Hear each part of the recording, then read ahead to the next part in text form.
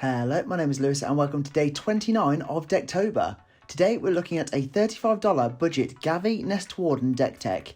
Gavi says you may pay naught rather than the cycling cost of the first card you cycle each turn. Whenever you draw your second card each turn, create a 2/2 dinosaur cat creature token.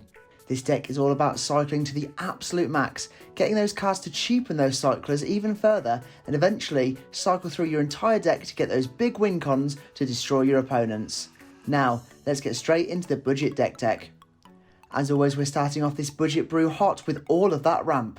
First on up here, trusty staple Arcane Signet to tap for any one of Gavi's colours, and Azorius Signet to pay, tap and add Azorius. For more dual coloured signets, there's Boros and Izzet that both pay and tap to add both of their respective colours.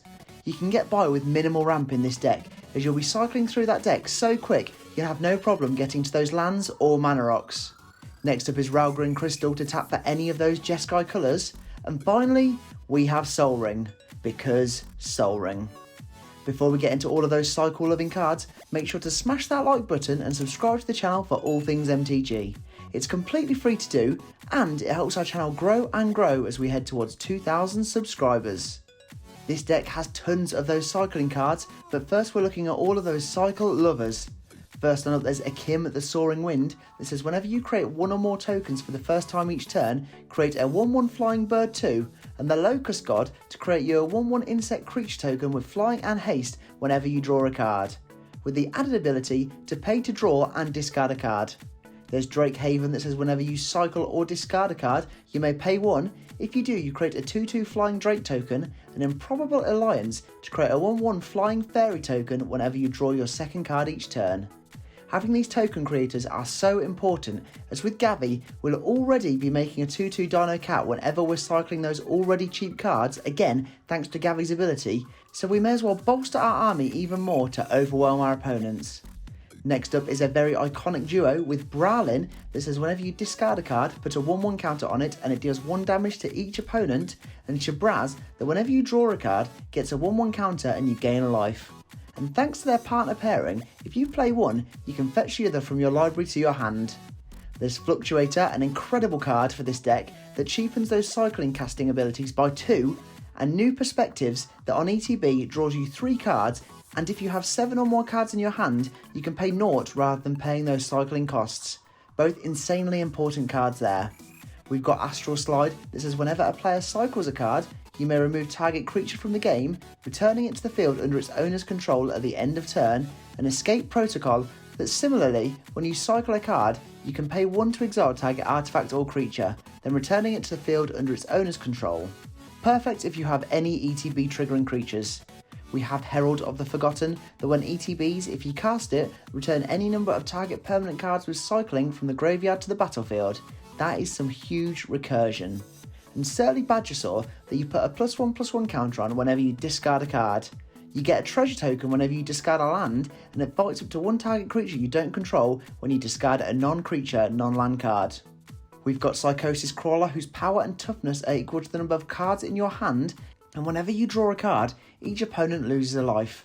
And Riel the Everwise, this is when you discard 1 or more cards for the first time each turn, draw that many cards, with Riel getting +1/+0 for every instant or sorcery in your graveyard.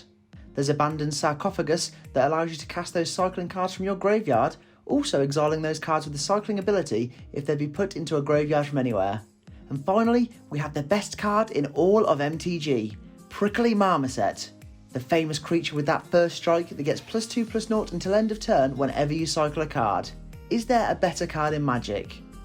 That's impossible!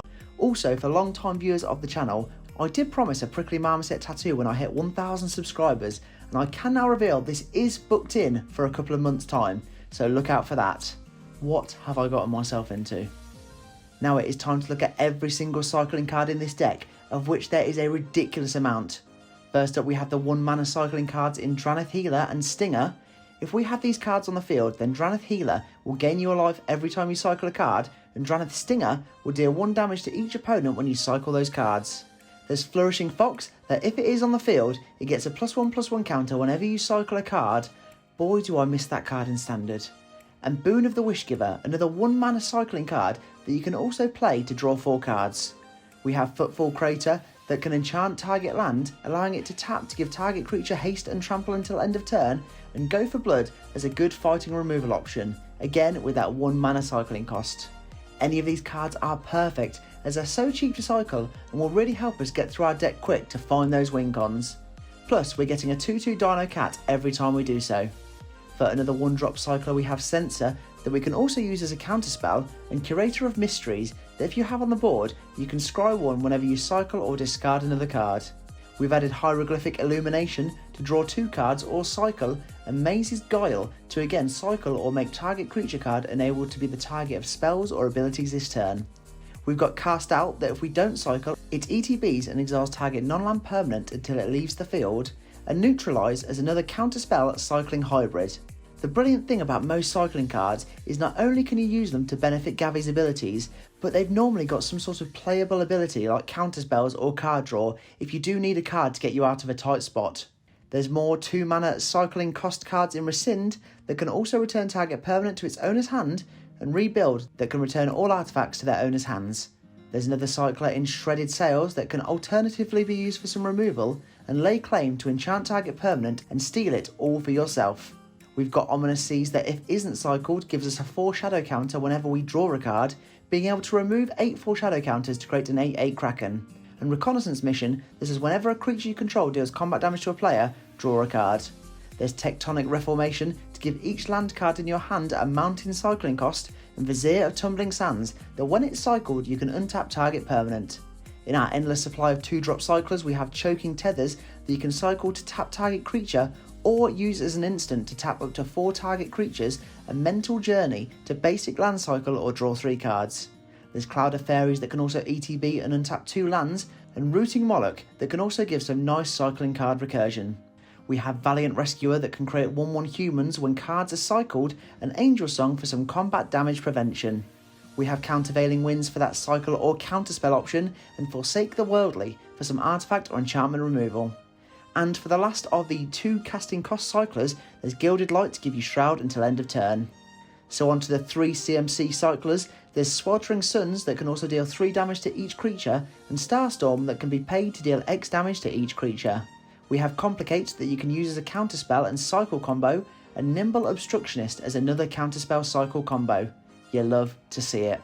For the final 3 here we have Astral Drift that when it or another card is cycled whilst it's on the field, you may exile target creature, returning it to its owner's control at the next end step, and Deem Worthy to cycle and deal 2 damage to target creature, or play to deal 7 damage to target creature.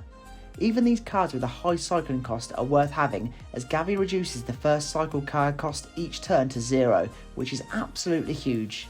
Finally we have Mammoth card Dismantling Wave, that when it's cycled you destroy all artifacts and enchantments, with some added removal options if it's standardly cast. So now before finishing with the lands we're looking at the best of the rest in this budget brew, starting with those Wincons. Here is Impact Tremors that deals 1 damage to each opponent whenever a creature ETBs under your control. This card is a key piece as we'll be playing so many tokens thanks to Gavi that this will really have a big effect on your opponent's life total. And Zenith Flare that deals X damage to any target and you gain X life, where X is the amount of cards with cycling in your graveyard. If you have 20 cycling cards in your graveyard, you can ping your opponent in the face for 20 and gain 20 life. We have a beautiful combo in Curiosity and Niv Mizzet Parun, where Curiosity will draw you a card whenever enchanted creature deals damage to an opponent. When you draw a card, it's dealing 1 damage to any target. This fun never-ending loop can also be used with Bralin too. There's Ifara, God of the Polis, to draw a card if you had another creature ETB under your control last turn, and for that trusty white staple recursion option, we've got Sun Titan. Now we're finishing up with all of those lands, and in this budget brew, starting with the basics, we have 7 islands, 7 plain, and 7 mountain. We've got classic staples in Command Tower and Exotic Orchard to fix our mana, and Evolving Wilds and Terramorphic Expanse to tap, sack, and get us out some basic lands tapped. And now very quickly to finish off our land section, we have a bunch of lands that can also be cycled. Fortunately, throughout the history of MTG, there have been plenty of those cycle-loving lands, so we've thrown in every cheap one we can think of to literally make about 50% of this deck having that cycle option. Gavi is not only a really fun commander, but also a very dangerous one thanks to those free cycle and creature creating abilities that it possesses. Be sure to check out Decktober Day 30 tomorrow, where we'll be looking at an incredibly new commander soon to be released in Crimson Vow. Who could it be? Have a guess in the comments below.